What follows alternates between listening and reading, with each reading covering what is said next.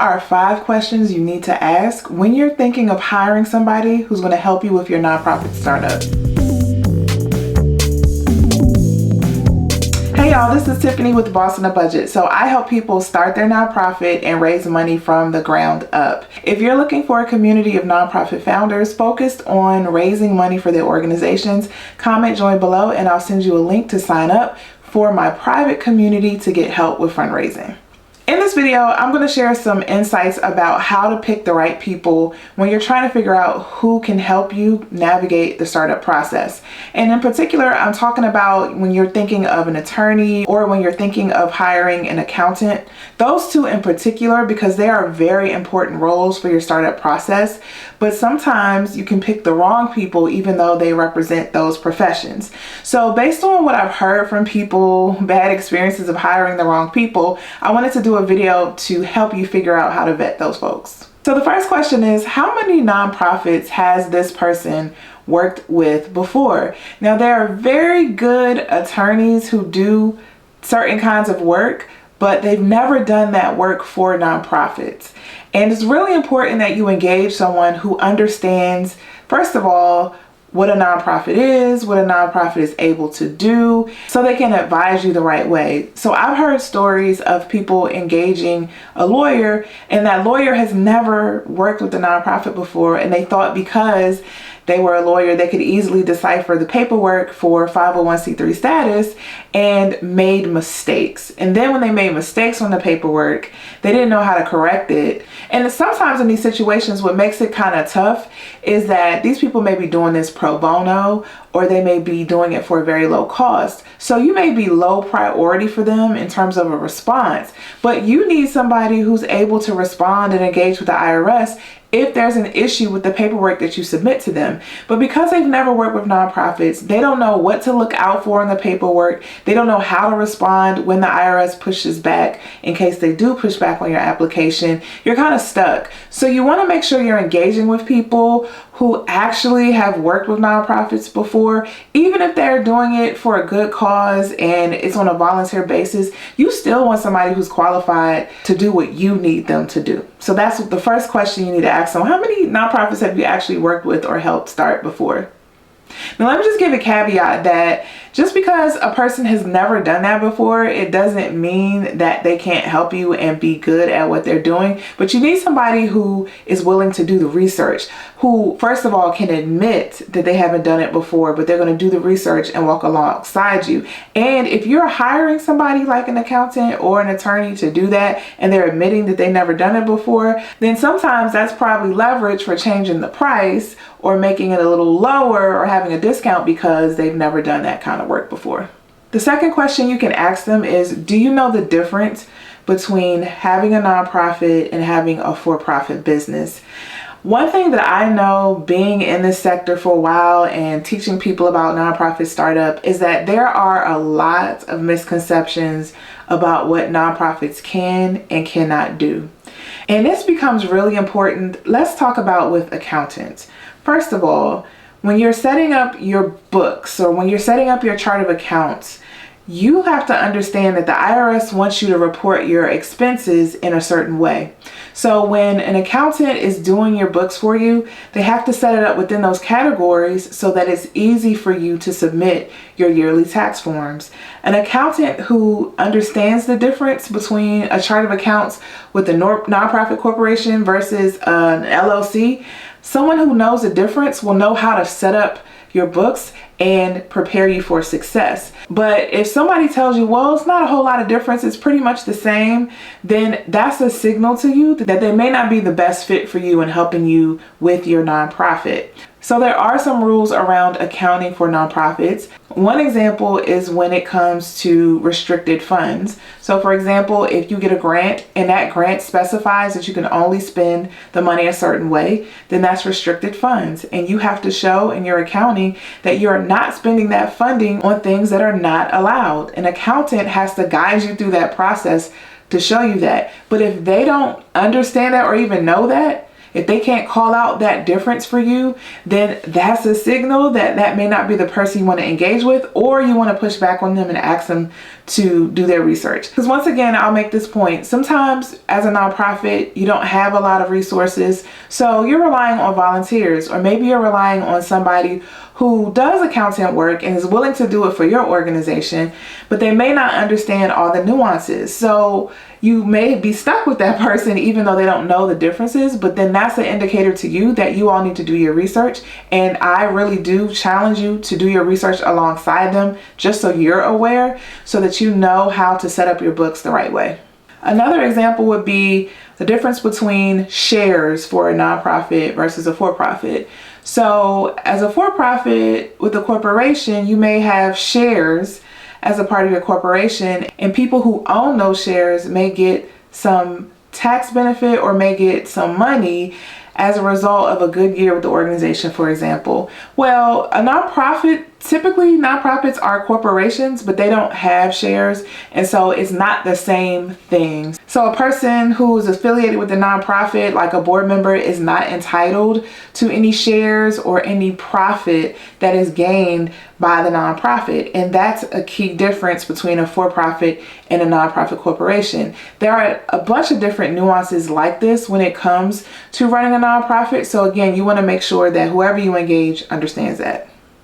The third question you want to ask is, what is your area of expertise? See, this is a mistake I have made myself in the past. I would see the title attorney, and I would assume that just because that person was an attorney, that they knew everything, that I could just go to them for all legal matters.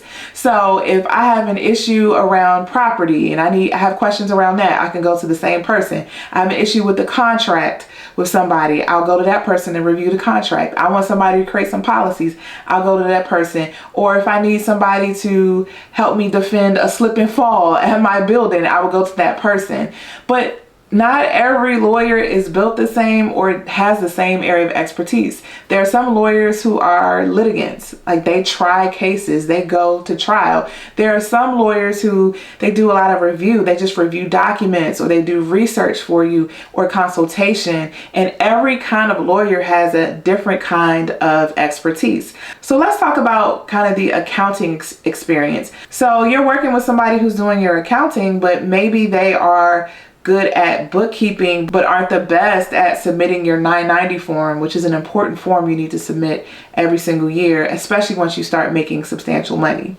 Or maybe you have an accountant that's a whiz at analyzing how you've set your systems, or can help you with financial projections and help you understand the money you need to make or how you need to earn so that you have enough cash to survive. Like, everybody has their own area of expertise, but you may need something specific that's the person that you're engaging isn't good at or doesn't know how to do. And sometimes you have to know for yourself what you're asking them to do, because when you communicate that to them, they can tell you whether or not they're the best person for that. And I would hope that whoever you're engaging has enough integrity to do that. Most people that I encounter will say that, well, that's not my area of expertise, but I have a colleague who can help you with that, right? But you want to be well informed and be able to articulate what you need so that when you're engaging with that person and thinking of hiring them, that you're both clear on what the work is and what you need them to do. So my piece of advice, especially in the startup phase,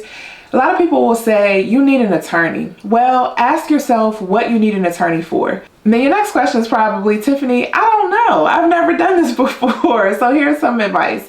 You need somebody who can help you with the setup of your bylaws. You need somebody who is good with reading contracts and reading agreements and reviewing policies and things like that. I find that most lawyers are well versed in looking at like the law and comparing the law to your policies to make sure things line up. But again, you still want somebody who's worked with nonprofits, like I said before. You still want the person who's the best fit. Once you start trying to acquire property and things like that, you may want to consider a real estate attorney to help you make decisions and strategically plan for acquiring property, right? But in the beginning, you more so need somebody who can help you with developing and reviewing policies. And if you want to engage an attorney to help you with the startup paperwork, you just need somebody who has experience in doing just that. And ask very specific questions about filling out the 1023 or the 1023 Easy form. For accountants, for that kind of assistance, you need somebody who can work with you at the level that you're at, right? So if you're not planning to make more than 50 or 100,000 a year, you don't necessarily need an accountant who's used to dealing with nonprofits who have $2 million budgets, which in the grand scheme of things is still considered a small nonprofit, but compared to you, you are a lot smaller and your work is a lot different. So you want to think about a person who's used to dealing with nonprofits with smaller budgets, with nonprofits that have volunteers or pay contractors and things like that, and they understand the work. The fourth question you should ask, do they understand nonprofit law?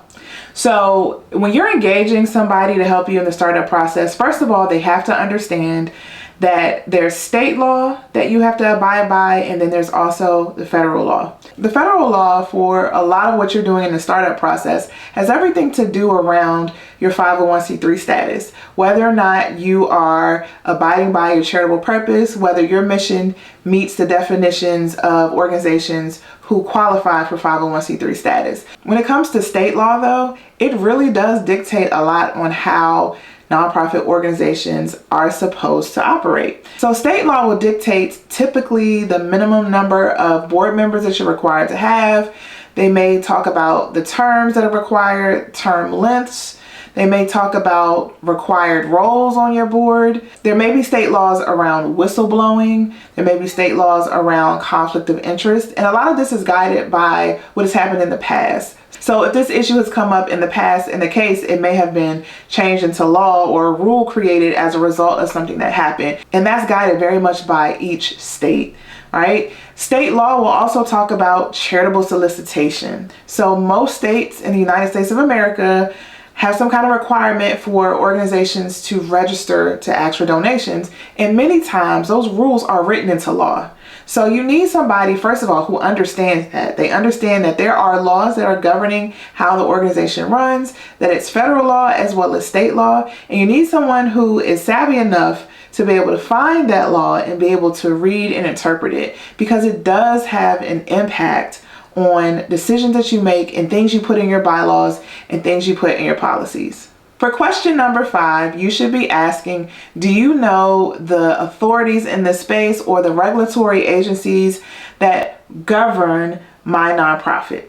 Now, this question can just be a general question because I understand that there are different types of nonprofits. So maybe you work with children or maybe you work with veterans. Well, based on the substantive work you do, there may be governing agencies that guide your work. I'm not talking about that. I'm talking about the governing agencies that guide your administrative structure. So the Secretary of State, or the Attorney General's office, or obviously the IRS, but you want a person to be able to call that out and give you insight on who you should be paying attention to, because that's what you need to know in order to be in compliance. So whoever you're engaging should obviously know that the IRS has rules around 501c3 nonprofits, but they should be able to call out in your state the particular offices that you're also responsible to.